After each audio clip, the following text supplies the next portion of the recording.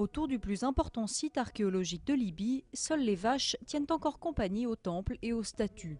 L'an dernier, plus de 10 000 visiteurs sont venus admirer les ruines grecques de Cyrène, mais depuis le début du soulèvement en février dernier, les touristes ont disparu. Vous voyez, je travaille ici tous les jours, mais maintenant, il n'y a plus de touristes. Je passe mon temps à dormir et je suis très triste à cause de ça. Mais j'espère que tout va s'améliorer dans le futur. Alors que les sites historiques sont à l'abandon, un autre type de tourisme prend forme. Avant la Révolution, la caserne militaire de Katiba, dans le centre de Benghazi, était un symbole du pouvoir du colonel Kadhafi sur la ville. En février, elle a été le théâtre d'une violente répression des manifestants avant d'être prise par les rebelles.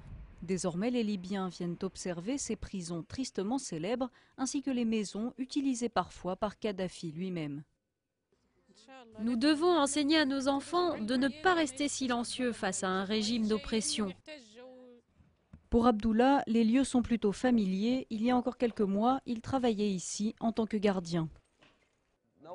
Au départ, quand j'ai commencé à travailler ici, on nous parlait d'une prison appelée les Oubliés, dont les portes étaient toujours fermées.